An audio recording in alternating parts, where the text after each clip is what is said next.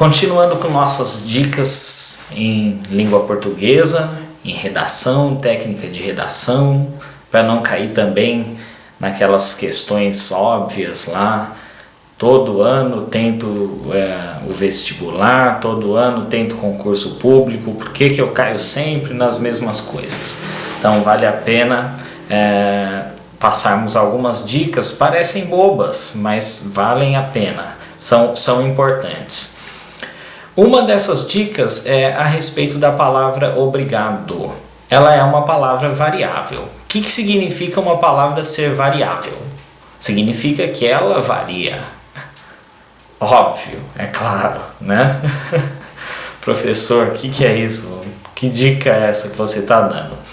Significa que ela varia em gênero, número e não necessariamente em grau, né? Não tratamos de aumentativo, diminutivo, isso aí não tem que ver com análise sintática.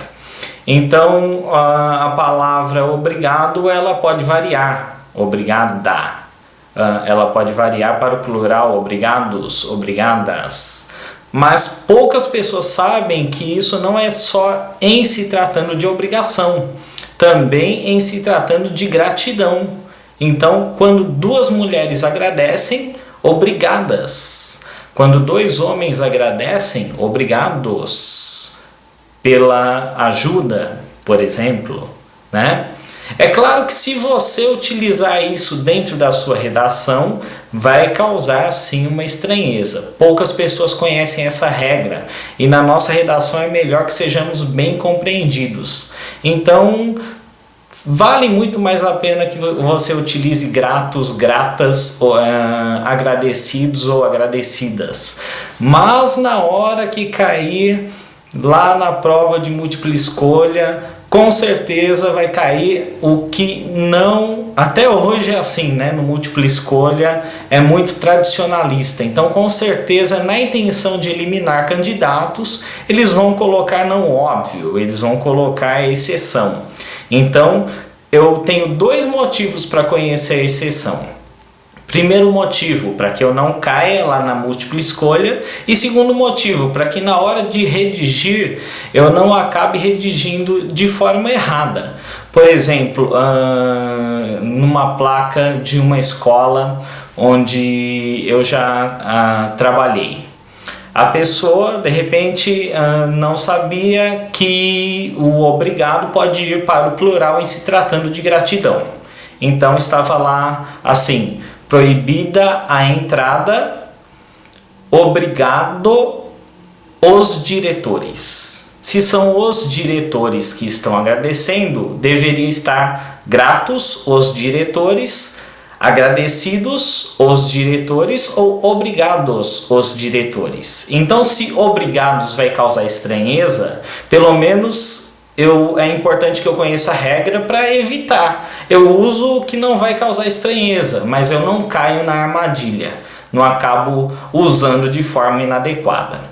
Outra palavra que pouca gente sabe que também é variável, nesse caso variável para o plural, variável em número, é a palavra bastante.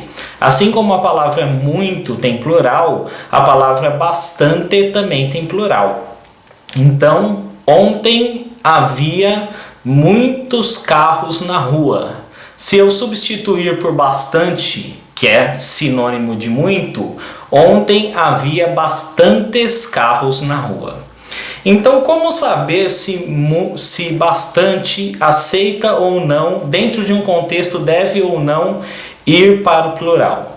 Basta eu imaginar substituir mentalmente por muito. Por exemplo, as garotas, veja que eu estou falando de plural. As garotas estão bastante ou bastante chateadas. Vamos pensar em muito. As garotas estão muitos chateadas ou estão muitas chateadas? Não, as garotas estão muito chateadas. Dentro deste contexto, a palavra muito não aceitou o plural. Então a palavra bastante também não aceitaria o plural. Então, se eu quiser utilizar a palavra bastante dentro deste contexto, vai ficar da seguinte forma: as garotas estão bastante chateadas.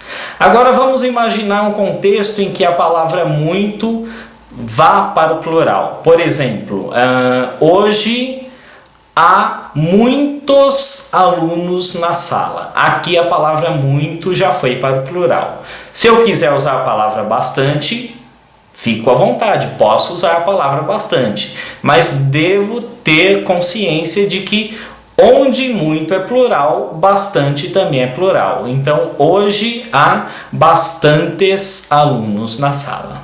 Essas duas dicas são muito importantes. São bastante importantes, né? Se muito ficou no singular, bastante ficou no singular. O que mais podemos dizer? Algumas coisas óbvias, mas vale a pena que sejam lembradas. Não existe menos, só existe menos na imaginação, na criatividade de muitas pessoas. Talvez dentro de contextos dentro de contextos literários, dentro de uma crônica, onde o eu lírico seja uma pessoa simples do interior, aí não estamos falando disso. Agora, dentro de textos padrão, dentro de textos empresariais, dentro de textos formais, menos, pelo amor de Deus, nunca use, é sempre menos. Hoje há menos alunas do que alunos na sala de aula.